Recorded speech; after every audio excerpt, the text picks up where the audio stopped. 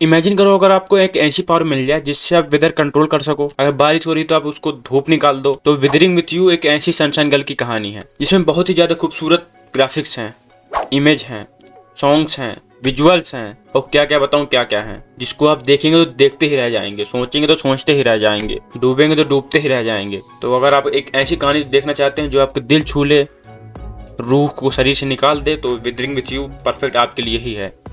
वैसे भी एनिमे को सब लोग जानते हैं कितने तगड़ी तगड़ी एनिमेशन होते हैं, कितनी तगड़ी इनकी स्टोरीज होती हैं जो जापान से लोग बनाते हैं। ये लोग जिस तरह लव को दिखाते हैं उस तरह मतलब ऐसे भी फिल्म में तो कोई बना ही नहीं सकता जिस तरह कितने तगड़े चीजें बनाते हैं ये लोग। मतलब अलग ही इनका कॉन्सेप्ट रहता है। ये कहानी एक लड़के की जो अपने घर से भागकर टोक्यो आ गया और एक लड़की से टकरा जाता है जो सनशाइन गर्ल होती है, जो अपनी प्रार्थना करके धूप निकाल देती है और बारिश रोक देती है। और उस लड़के को मोहब्बत और दुनिया में से किसी एक को चुनना है, तो वो किसको चुनेगा? अगर आप होते तो आप किसको चुनते? और मैं अपना आंसर लास्ट में बताऊंगा। और इनके जो विजुअल्स और फ्रेम्स होते हैं वो हो क्या ही तगड़े तगड़े होते हैं। मतलब खूबसूरती को असली तरीके से निखारा जाता है। और वो जो मैंने बादल जैसा देखा तो मतलब अलग ही एहसास हो रहा था, अजीब सा हुआ था। मतलब क्या बताऊं मैं, it's not explainable, it's very heart touching movie. तो अगर आपने योर नेम देखी आपको बहुत ज्यादा पसंद आई है तो उसी व्यक्ति ने इसको भी बनाया है और इसमें भी उसी तरह सॉन्ग्स हैं, इसी तरह के विजुअलाइजेशन है, उसी तरह की स्टोरी है,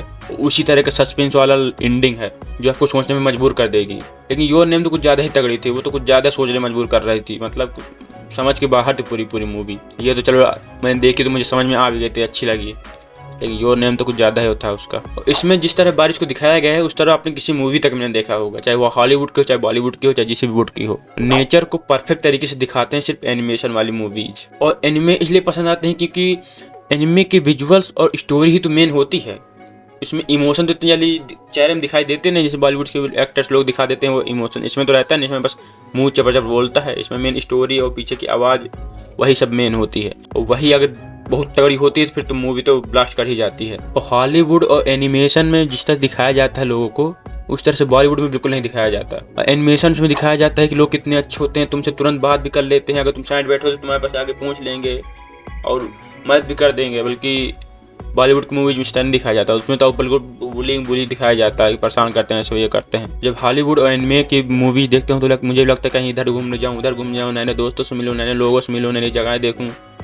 फिर जहाँ बॉलीवुड देखता हूँ तो लगता है जहाँ हूँ वहीं सही हूँ। और एनिमेशन मूवीज में तो कितना जल्दी उनसे साथ बॉन्ड हो जाता है और दोस्ती हो जाती है, बिल्कुल इस तरह परम मित्र से बन जाते हैं। लेकिन रियल लाइफ में ऐसा नहीं होता। और यहाँ लोग अच्छे होते हैं लेकिन सिर्फ अपने लिए और अपनों के लिए, दूसरों के लिए कोई अच्छा नहीं होता। सोचने मजबूर कर देने वाली स्टोरी और आंखों को सुकून देने वाली विजुअल्स चाहिए तो एनिमेशन जरूर देखा करिए। वीक में एक दिन तो एनिमेशन को देख ही दीजिए। धन्यवाद।